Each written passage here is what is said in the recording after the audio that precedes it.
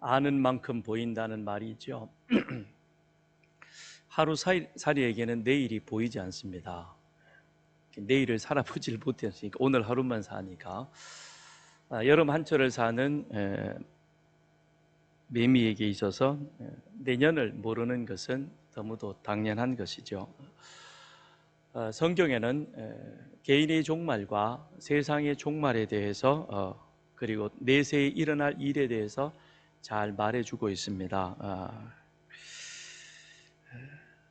예수님이 이 땅에 오심은 하나님 나라를 시작하기 위해 사람으로 오셨고, 그리고 십자가의 죽으심으로 그리고 부활로 이제 하나님의 나라는 이미 시작이 되어졌습니다. 성취되어 주신 것이죠.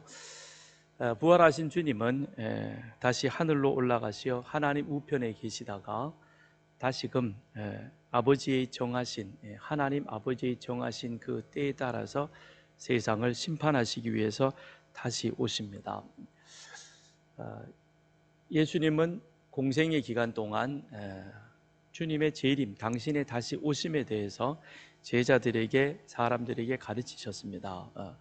또한 우리 주님께서 십자가의 사건이 있고 난 이후에 부활하시고 제자들과 40일 동안 함께 계시다가 승천하실 때에 천사들이 주님의 재림을 예고하십니다. 이제 사도들이 나가서 또한 세상을 향하여 주님이 다시 이 땅에 오실 것이다 하는 것을 가르치고 강조하셨습니다. 이처럼 성경에는 주님이 다시 오심, 그런데 그 주님의 다시 오심은 곧 종말을 의미해 주고 있는 것이죠.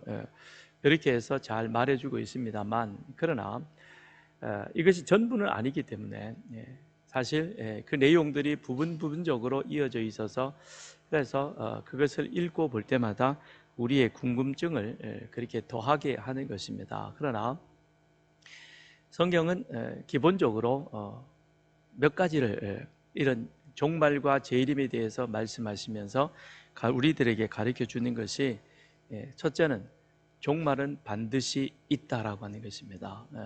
그건 우리 개인의 삶을 통해서도 그것을 확인해 볼 수 있는 것이죠. 그러면 종말은 언제이냐? 주님께서 다시 오실 때가 종말이라는 것입니다. 그러므로 종말론의 중심은 예수입니다. 그리고 재림의 시기에 대해서 예수님이 언제 올 것인가 라고 하는 그 때에 대해서는 아무도 알지 못합니다. 예수님도 이렇게 말씀을 하시죠. 마가복음 13장에서 그러나 그날과 그 때는 아무도 모르나니 하늘에 있는 천사들도 아들도 모르고 아버지만 아시느니라. 주의하라, 깨어 있으라. 그 때가 언제인지 알지 못함이라 그랬습니다. 예수님이 모르신다라는 것은, 하나님만이 아신다는 것은, 그건 하나님과 예수님의 사역의 다름을 의미해 주고 있는 것입니다. 그렇지만 예수님은 분명하게 말씀하십니다. 내가 반드시 다시 오신다라고 하는 것입니다. 그러면서 우리에게 나도 모르는 그 때에 대해서는 그렇게 관심을 갖지 말고 깨어 재림을, 내가 올 것을 잘 준비하라라고 그렇게 주님은 당부하셨습니다. 아니, 명령하셨지요. 그런데 우리는 어때요? 주님이 오신다, 그래서 깨어 있으라 그랬으니까 거기에 대해서 잘 대비하며 살아야 될 터인데, 주님이 대비하라는 것에 대해서는 뒤로 넘겨버리고 대신 언제 오실까, 어느 때가 종말일까, 거기에만 우리의 관심이 온통 쏠려 있습니다. 그러다 보니까 이런 인간의 필요를 따라서 그것을 나름대로 이제 내가 이렇게 성경을 해석했다, 종말이 이때다 그래가지고 10월 28일이니 뭐 어쩌니니 그러면서 그걸 가지고 이제 그렇게 사람을 많이 미혹하죠. 지금 이 땅에 있는 어느 단체에서 말하는 14만 4천 명이라는 그것도 이제 결국은 이런 종말의 때에 대해서만 자꾸 얘기를 하는 겁니다. 그런데 예수님은 분명히 뭐라고 말씀하셨습니까? 때는, 그 시기는 하나님 아버지께서 그렇게 정해 놓으셨다. 그런데 아버지의 사역과 예수님의 사역이 그것이 다르기 때문에, 구분되어져 있기 때문에 나도 그 시기는 모른다. 다만 우리는 어떻게 해야 되느냐, 예수님도 이 땅에 오실 그날, 다시 오실 그날을 대비하고 계시는 것처럼 우리들도 그 시기와 그때를 대비해서 살아가야 한다라고 하는 것입니다. 그것이 성경의 가르침입니다. 오늘 우리가 찬송했던 180장 속에 이 내용이 그대로 다 담겨져 있죠. 주님이 다시 오신다. 그때에 죽은 자도 일어날 것이고, 그 다음에 살아있는 우리들도 주님께 들림을 받아서 그래서 함께 공중에서 주님을 영접하게 될 것이다. 이게 재림에 대한, 종말에 대한 전부인 것입니다. 그렇다면 우리는 성경의 가르침에 따라서 그렇게 살아갈 수 있는 저와 여러분 되기를 주님의 이름으로 축원드립니다.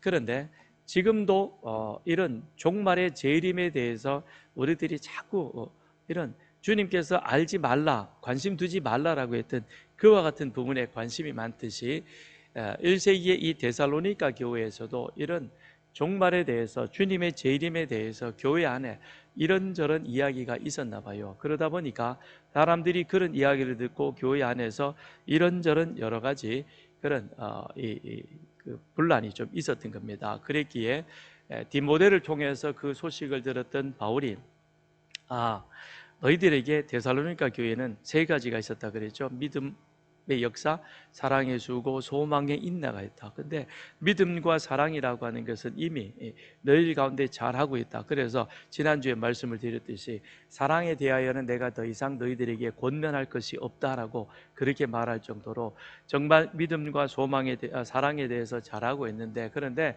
지금 문제가 되는 게 무엇이냐? 재림이다. 소망의 인내라고 하는 건 재림의 소망을 가지고 참고 기다리며 가는 것이거든요.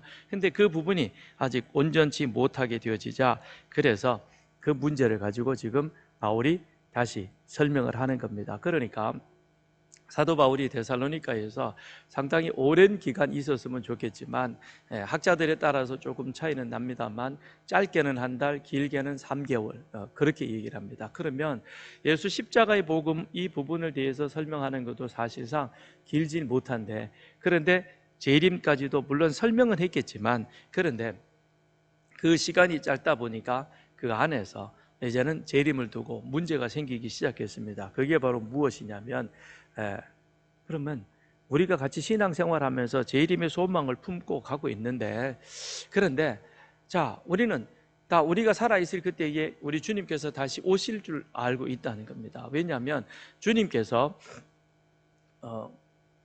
부활 승천하시면서 너희가 본대로 내가 곧 오리라 그랬거든요. 그러니까 1세기 그 교회에 있어서는 주님께서 금방 오실 줄 알았습니다.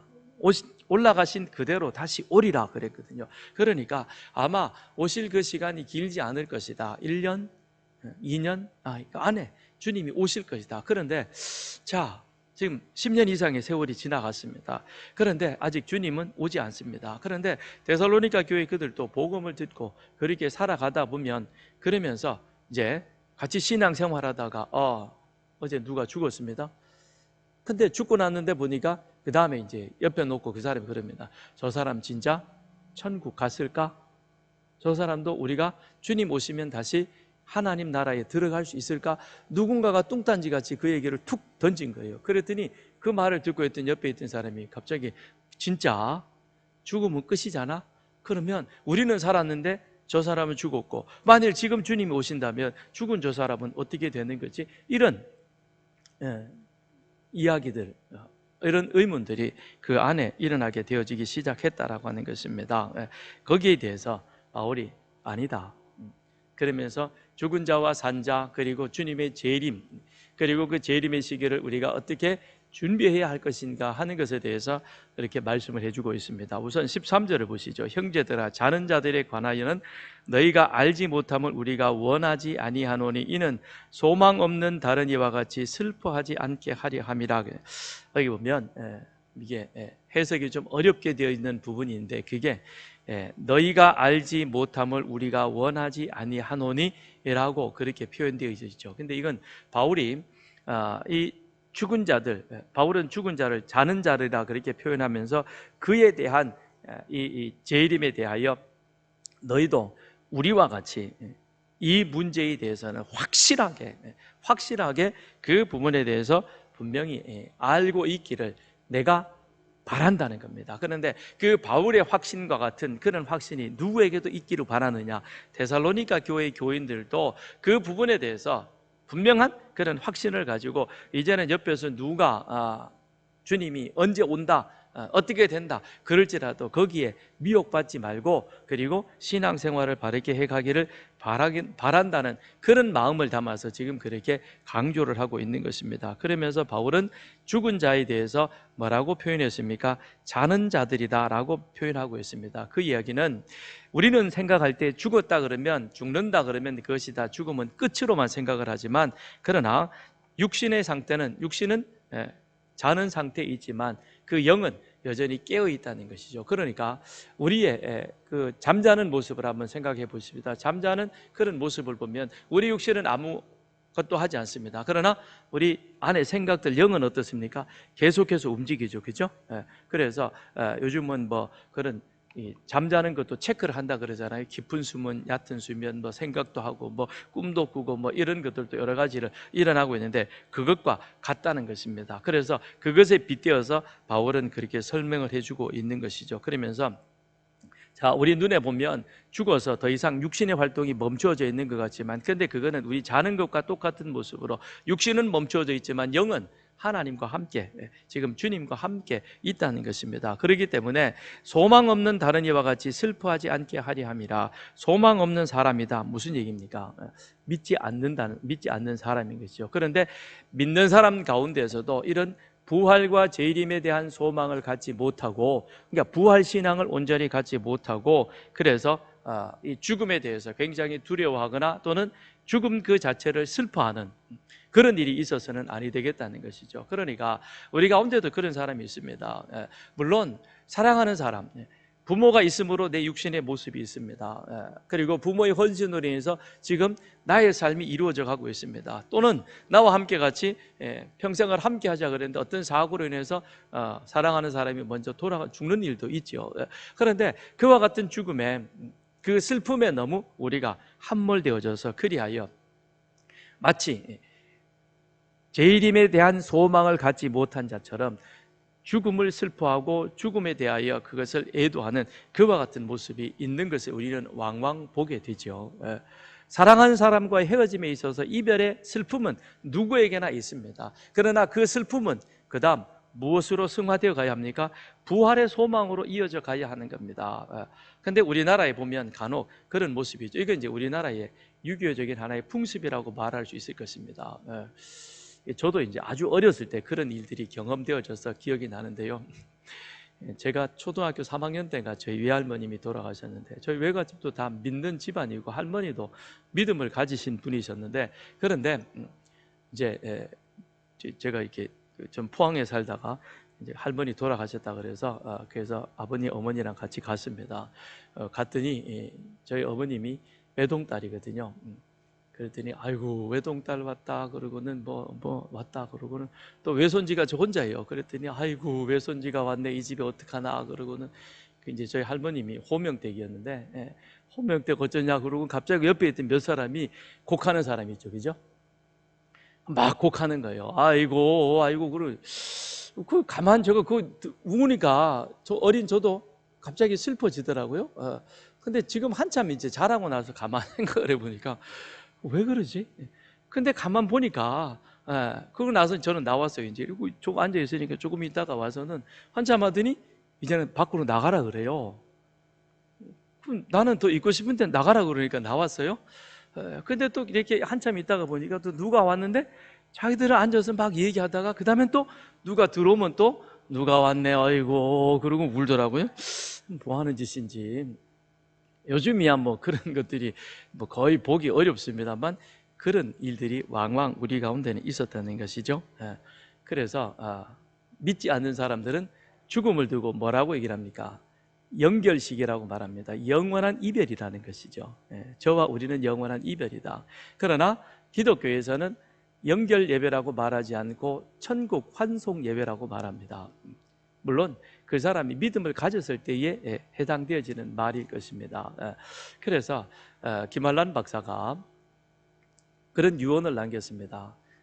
첫째, 내가 죽으면 울지 마라.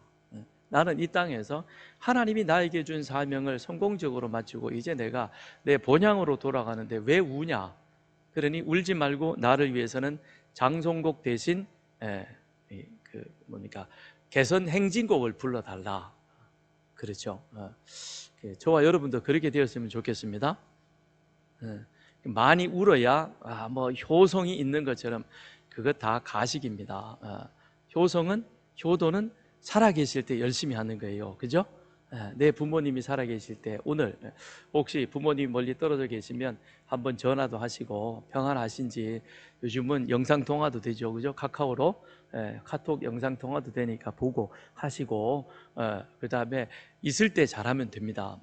남편도 아내도 있을 때 잘해요. 혹시 지난주에 좀 둘 사이에 서먹한 일이 있으면 지금 이 시간 서로 화해하십시오. 화해하시고. 그래서 우린 있을 때 잘하고, 부모님도 있을 때 잘하고, 그 다음에 돌아가시면 내가 이후에 천국에서 다시 만날 것이라는 그런 소망을 가지고 그렇게 살아가는 저와 여러분 되기를 주님 이름으로 축원드립니다. 그래서 복음은 바로 이 두 가지입니다. 복음이라는 것은 예수 십자가의 죽음이죠. 예수 십자가의 죽음은 나의 죄를 위한 죽음입니다. 그래서 우리는 예수님의 십자가의 죽음으로 말미암아 내 죄가 용서함을 받아서 구원받은 것입니다. 그런데 그 구원은 그 다음 무엇으로 같이 연결되어져 있는가 하면 내가 이후에 천국에서 다시 주님과 만나서 그 안에서 영원히 사는 영생의 삶까지도 연결되어져 있는 것이죠. 그래서 복음 이 속에는 세 가지 의미가 담겨져 있습니다. 첫째는 예수가 하나님의 아들이시다.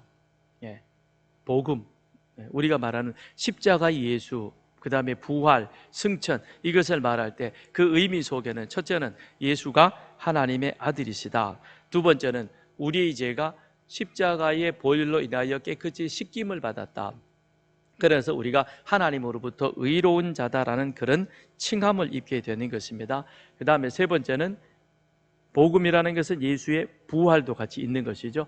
부활이 없으면 복음은 의미가 없는 겁니다. 그러면 예수의 부활은 결국 우리에게 있어서 부활의 첫 열매가 되는 거다. 그래서 우리도 부활한다는 겁니다. 그런데 그것은 지금 살아있을 때든 때로는 우리가 죽었을지라도 그거에 대해서 구애받지 않는다는 것입니다. 우리의 부활은 죽은 자나 산 자나 예수 안에서 예수 믿고 죽었다면 그 역시도 다시금 우리 주님 재림하실 때 다시 살아날 것을 우리가 믿는 것입니다. 그래서 바울은 복음을 전하면서 그렇게 말하지 않습니까? 내가 여러 가지 많은 시련과 순환과 고난 가운데서도 그것에 굴하지 아니하고 열심히 이 십자가의 복음을 전하는 것은 거기에 바로 재림, 부활, 그것이 있기 때문이라는 겁니다. 만일 부활이 없다면 뭐하러 내가 열심히 이렇게 엉뚱한 이 고생을 하면서 복음을 전하겠냐는 겁니다. 아니라는 것이죠. 그러나 거기에는 다시 삶이라고 하는 영생이라고 하는 부활이 있기 때문에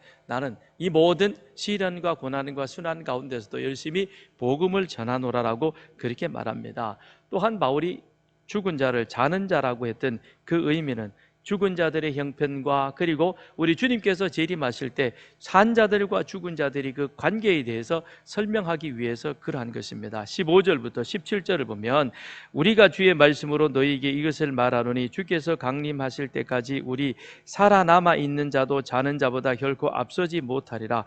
주께서 호령과 천사장의 소리와 하나님의 나팔 소리로 친히 하늘로부터 강림하시리니 그리스도 안에서 죽은 자들이 먼저 일어나고 그 후에 우리 살아남은 자들도 그들과 함께 구름 속으로 끌어올려 공중에서 주를 영접하게 하시리니 그리하여 우리가 항상 주와 함께 있으리라.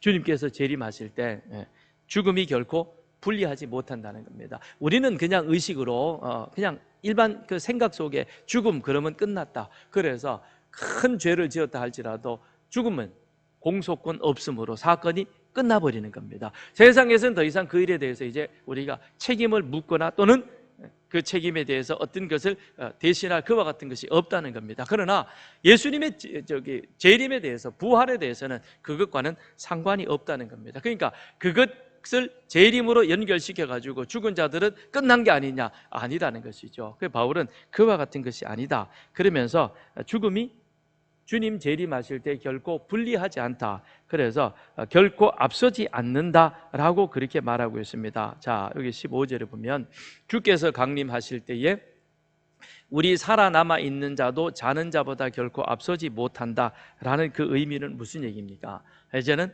바울이 그 순서에 대해서 말해주고 있는 것이죠. 죽은 자들이 끝난 것 같지만 아니라는 것입니다. 그러면서 죽은 자들은 하늘에서 그리스도와 함께 보내다가 그리고 주님 재림하실 때 신령한 부활의 몸을 입고 그리스도와 함께 나타나게 될 것입니다. 그리고 성도가 하늘에 있다는 것은 그것은 그의 영혼이 의식 있는 그 상태에서, 그래서 그는 자는 자라고 그렇게 표현을 했던 것이고, 그 다음에 마지막 완전한 부활을 기다리며 그 역시도 주님과 함께 살아가고 있다는 겁니다. 그러다가 주님 재림하시면 그들의 영혼이 먼저 부활하여 재림하시는 주님을 만나고, 그리고 오히려 살아남은 자들은 이후에 공중에서 우리 주님을 만나게 되는 것이죠. 자, 오늘 우리가 180장 찬송을 했는데요.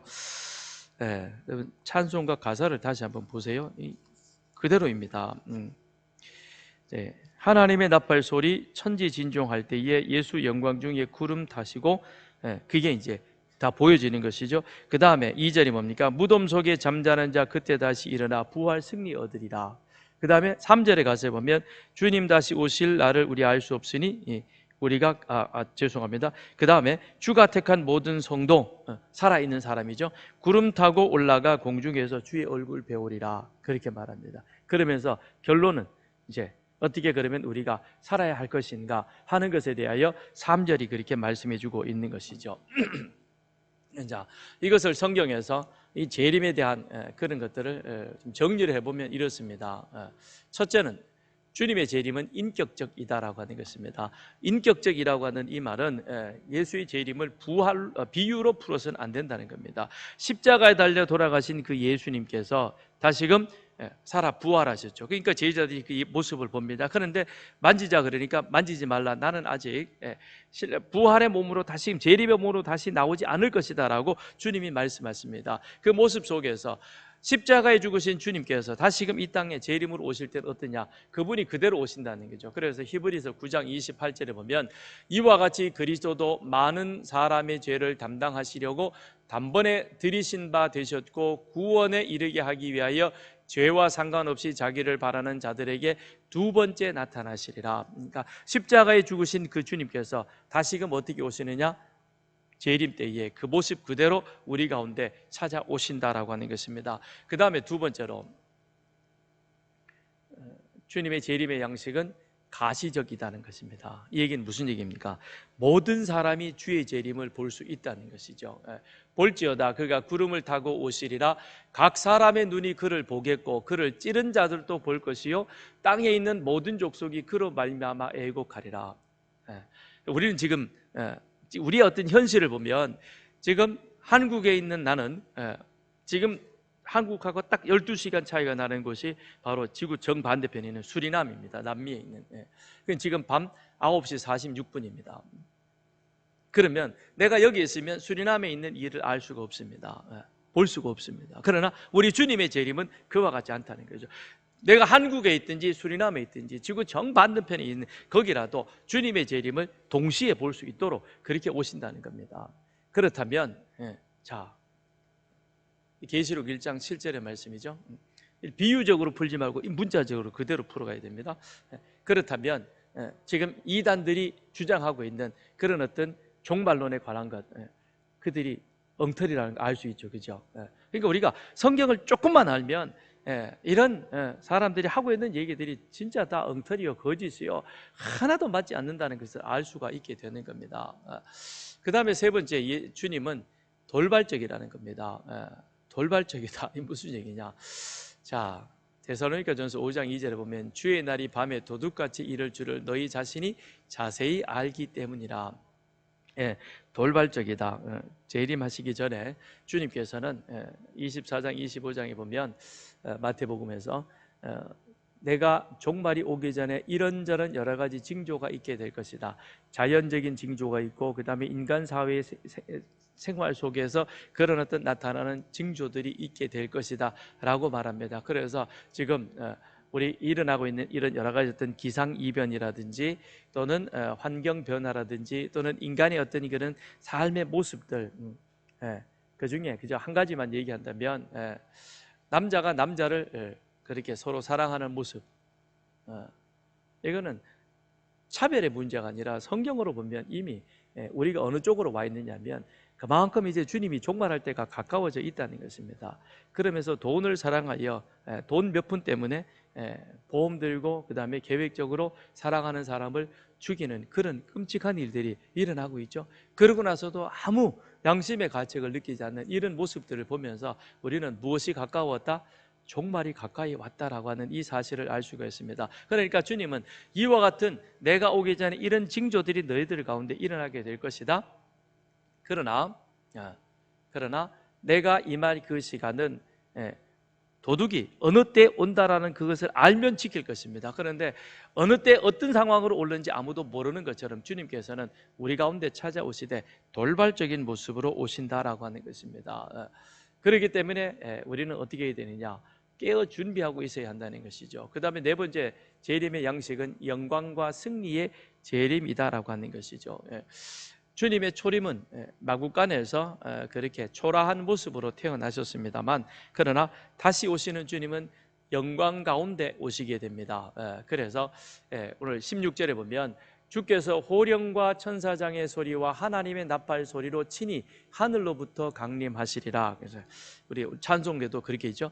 하나님의 나팔 소리 천지 진동할 때에 그러니까 주님은 갑자기 오시지만 그러나 그 주님의 오심은 모든 사람들이 눈으로 볼 수 있을 뿐만 아니라 또한 이 나팔 소리가 함께 울려 퍼짐으로 인하여서 이제 바로 주님이 오시는구나 라는 사실을 우리가 분명히 알 수 있는 것이죠. 그런데 이 나팔 소리, 나팔이라고 하는 것은 성경에서 여러 부분에서 사용되어집니다. 그래서 나팔은 첫째는 하나님의 임재하심을 의미합니다. 그래서 출애굽기 19장 16절에 보면 셋째 날 아침에 우레와 번개와 빽빽한 구름이 산 위에 있고 나팔 소리가 매우 크게 들리니 진중에 있는 모든 백성이 다 떨더라. 19절에 나팔 소리가 점점 커질 때에 모세가 말한즉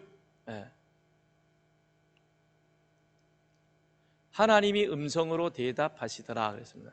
여기 보면 이제 하나님께서 이스라엘 백성들에게 모세에게 예고하셨고 그 다음에 이스라엘 백성들 하여금 3일 동안 준비하게 하신 이후에 주님께서 그들과 언약을 맺기 위해서 내려오실 그때에 뭐가 부느냐? 나팔이 분다. 나팔 소리가 울려진다는 것입니다. 그래서 나팔 소리가 울려지는 것은 하나님의 임재와 동시에 하나님께서 당신의 백성들을 모으시는 그와 같은 모습으로 사용되어지는 겁니다. 그리고 마태복음에 보면 그가 큰 나팔 소리와 함께 천사들을 보내리니 그들이 그 택하신 자들을 하늘 이 끝에서 저 끝까지 사방에서 모으리라. 나팔 소리가 울려 퍼지면서 그러면서 누구를 모으느냐? 믿는 자들을, 예수 안에서 믿음을 지킨 자들을 다 불러 모은다는 겁니다. 그러니까 신천지 다미 선교회 뭐 이런 자들이 자기들끼리 여기에 들어와야만 그 다음에 재림의 주님을 만날 수 있다? 새빨간 거짓말이죠. 그죠? 이걸 보고도 적어놔요. 그러니까 출애굽기 19장 16절 그 다음에 19절 그 다음에 마태복음 24장 31절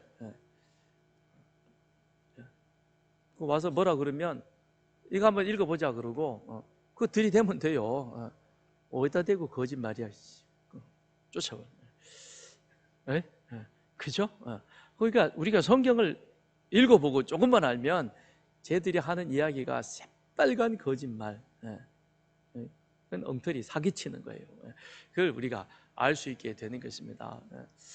그 다음에 이제 마지막 예수님의 재림은 완성적 재림이다라고 하는 것입니다. 주님이 초림 처음 오셔서 십자가에 죽으심으로 하나님의 나라가 성취된 것이죠. 구약에서 예언하셨던 그 이야기 내용들이 1500년 동안이나 이스라엘 백성들이 그것을 지키면서 세상 가운데 쭉 보여주었고 하나님이 마침내 죄인을 구원하실 것이다. 구원은 어떻게 십자가를 통해서 이루어진다. 이 사실을 1500년 동안 보여줬고, 그것이 마침내 주님이 이 땅에 오셔서 십자가를 통하여 성취하셨고, 그래서 성취된 그것이 다음에 주님이 다시 이 땅에 오심으로 말미암아 재림으로 인해 그것이 완성이 되는 겁니다. 그러므로 우리는 이미 성취되어진 그 하나님 나라 백성이지만, 그러나 완성은 아닌 것이죠. 주님 오실 때까지. 그래서 이미 이루어진 구원, 하나님 나라가 우리 안에 시작되어졌고, 그래서 우리는 주님 안에서 그 완성을 위하여 지금 나아가고 있는 겁니다. 그러다 보니까 그 완성되어지는 그 과정 속에서 이제는 우리 안에 이런저런 여러 가지 어려움이 있게 되는 겁니다. 그리스도 안에서 죽은 자들이 먼저 일어나고, 그 후에 우리 살아남은 자들도 그들과 함께 구름 속으로 끌어올려 공중에서 주를 영접하시리니 그리하여 우리가 항상 주와 함께 있으리라. 우리 주님과 이제 함께 하나님이 예비해 놓으신 그런 천국에서 지내게 되는 것입니다. 그러므로 이런 주님이 재림이 이와 같이 분명하다면, 그렇다면 이제 우리는 어떻게 해야 되느냐 하는 것이죠. 어떻게 해야 되느냐 하는 겁니다. 자, 5장 6절을 한번 우리 같이 읽어보겠습니다. 5장 6절 시작. 그러므로 우리는 다른 이들과 같이 자지 말고 오직 깨어 정신을 차릴지라. 자, 그렇다면 죽은 자나 산 자나 다 똑같이 주님 재림하실 그때는 우리가 그들과 함께 같이 그리스도 안에서 다시금 살아 그리하여 주님을 만나게 될 것이다 라는 겁니다. 그렇다면 그 주님이 오실 그때를 우리는 이제 어떻게 준비하며 대비하며 살아가야 하느냐, 이게 우리에게 있어서 가장 중요한 것입니다. 분명히 온다는 때는 있는 겁니다. 그러나 그 때에 대해서는 우리가 일단 신경 쓰지 말고 준비를 하는 것이죠. 근데 준비하는 일이 어려운 것 같죠? 그죠? 여기 보니까 자지 말고 깨어 정신을 차리지라. 그럼 어젯밤에 잔 것도 잘못인가? 오늘 밤에 자면 안 되는가? 그런 의미가 아닌 것입니다. 여기서 말하는 자지 말고 깨어 정신을 차릴지라. 자, 5장에서 바울은 두 부류의 사람에 대해서 말해주고 있습니다. 두 부류의 사람은 어떤 사람이냐면, 빛의 5절에 보면 빛의 아들과 그 다음에 어둠에 속한 사람, 이 두 사람을 말해주고 있습니다. 그래서 빛에 속한 사람, 낮에 속한 사람, 그 다음에 밤에 속한 사람. 그러면 낮에 속한 사람은 빛의 아들이요, 밤에 속한 사람은 불신자들이다 라는 것을 바울이 그렇게 이제 이 두 개로 구분해서 설명을 해주고 있습니다. 그러면서 밤에 속한 사람들, 그들 불신자들의 특징이 무엇이냐 7절에 말해주고 있죠. 자는 자들은, 그러니까 여기서 말하는 자는 자들은 4장에서 말하던 자는 자들하고는 다른 겁니다. 여기서 말하는 자는 자들이라는 것은 밤에 속한 자들이요, 그들은 불신자를 말해주고 있는 것이죠. 그래서 그들은 밤에 자고 취하는 자들은 밤에 취한다. 불신자들의 특징이 무엇이냐? 그러니까 세상 주님의 일에 대해서는 관심이 없고 육신의 만족을 따라서 자고 취하는 그 일이 반복되어진다라고 하는 것입니다. 그러니까 그들의 관심은 오로지 어디에만 있느냐? 세상이 우선순위인 것입니다. 하나님은 관심이 없는 그와 같은 삶의 모습인 것이죠. 그러나 반면에 우리들은 낮에 속한 사람은 어떠냐? 그것은 자지 말고 깨어 정신을 차릴 자다. 그 얘기는 곧 3절에 가서 보면 3절, 그들이 평안하다 안전하다 할 그때에 임신한 여자에게 해산의 고통이 이름과 같이 멸망이 갑자기 그들에게 이르니 결코 피하지 못하리라 그럽니다. 자, 그러면서 임신한 여자와 도적에 대하여 바울이 또 같이 설명을 해주고 있죠. 도적이 언제 오는지는 알 수 없습니다. 도적은 불현듯 갑자기 들어옵니다. 그렇기 때문에 대비할 수가 없는 것입니다. 대비할 수 없는 것이죠. 그러나 임신한 여자는 고통이 있지만, 불편함이 있지만, 어려움이 있지만, 그러나 때를 알고 있습니다. 언제요? 해산할 때를 아는 것이죠. 그죠? 우리 최유루 형제가 그 아내가 임신을 했는데 7월이에요. 제가 7월 3일 날 나라 그랬어요. 7월 10일인가 예정일이거든요. 그랬더니 하여튼 뭐 10일쯤이 예정일이라 그래요. 그러면 10일이 예정일이라는 것은 알고 있죠.